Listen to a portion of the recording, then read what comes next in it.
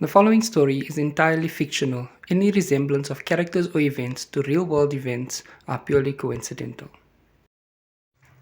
Our story begins 10 years ago when three friends and I, led by my friend Alan, decided that we were going to attend a party that we were invited to by one of Alan's acquaintances from work. However, the thing was that this party took place at a very, very far location from where any of us stayed, and in order to get there, we would have to drive down a back road that had absolutely no street lights on either side of it, and hardly any people came down that road at all. It was a completely lonely, desolate road. And on top of that, beyond the road, there was a neighborhood that we had to drive through in order to get to the neighborhood to where the party was. And the neighborhood that we had to drive through was, needless to say, creepy on its own. It had a very, very ghost town type of vibe. Like you hardly saw any people on the side of the roads or playing outside their houses or anything, regardless of whether it was day or night. So we decided to leave at about 5 p.m. and the sun was still up in the sky and we had to start driving. So Alan got into the driver's seat and we were off. So we went to the party, and honestly, what seemed like an eternity driving, like a large part of the road that we drove on was very straight. So driving on such a long straight road can become very monotonous. So we played games in the car and we kept ourselves entertained. But by the time we actually got to the party, the sun had already set. It was already nighttime. So we partied the night away. Needless to say, we all had a good time. Alan was our designated driver, and of course, he did not party as hard as the rest of us did. So after leaving the party, we decided to stop to get some fuel and also to get some snacks because we knew that there was going to be a very, very long road ahead. And that time of the morning, it was about 2 3 in the morning, we were all feeling a bit peckish. So we decided to get some snacks for the long road home as well as some fuel for the car to make sure that we didn't get stuck. We also checked the tire pressure and everything. It was an entire mission.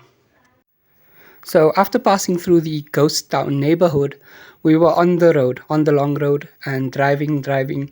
And honestly, it was one of those monotonous trips because everything looked exactly the same. All the trees, there were no road signs. Everything looked exactly the same. So it was one of those roads that would absolutely drive you crazy, and especially at 3 in the morning. With about a 3-minute stretch left on the long winding road that we were traveling down, we saw something on the side of the road that caught my friend Kyle's attention, and he brought it up and mentioned it, and that's when we all turned around and saw it as well. There was an elderly lady walking on the side of the road, wearing a scarf on her head and carrying bags in each hand. And this was quite a strange sight because it's 3 in the morning. That is not something that you expect to see at 3 in the morning, a person walking on the side of the road. And the thing is, the whole conversation of, is it a real person? Is it a ghost? Came up in the car. And we all debated. We're like, no, but we all saw her. We all saw her right as rain. So we started all debating about whether we should turn around and help her, whether we should give her a lift or anything.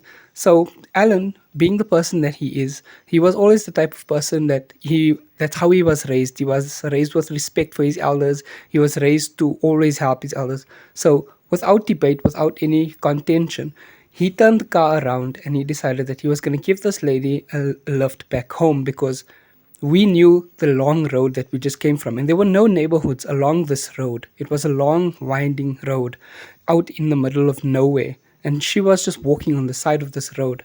So Alan decided to turn the car around with some protest from my friend Jacob. But other than that, we all decided, we're tired, we want to go home, but let's just help this lady first. It's not in us to just leave her like that. So we turned the car around, pulled up to the side of her, and asked her if everything is okay.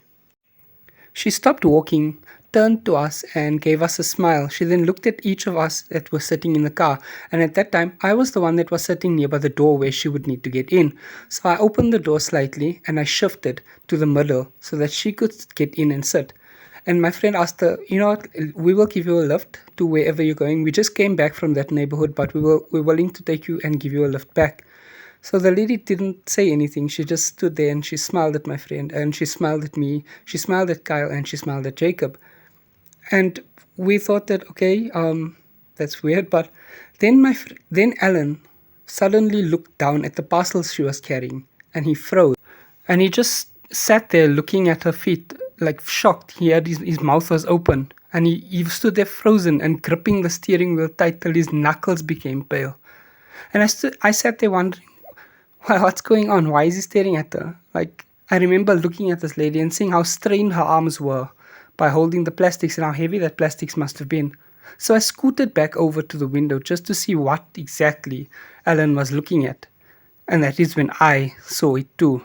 And so did Kyle. And so did Jacob. All in that one moment. We glanced down at the packets that she was holding and noticed that she had no legs. She was literally just floating in midair and standing there and smiling at us. I closed the door promptly. Alan closed his door. We turned the car around and we started driving. We knew we had that 3-minute road left to drive and we just kept on driving. And we drove and we drove and we drove. All of us sat silent in the car. We didn't say a word between us. We were all just shocked at what had just happened. Even the snacks that we bought went untouched because none of us could eat or even comprehend what we had just saw. But needless to say, we got home safely, thankfully, and we still tell the story every time every chance we get, we still tell the story to people, and nobody believes us. Nobody believes, and sometimes we even doubt it ourselves because of how tired we were, because of what time it was in the morning. We still question our reality from that night to this very day. But let this be a reminder. Stay safe out there.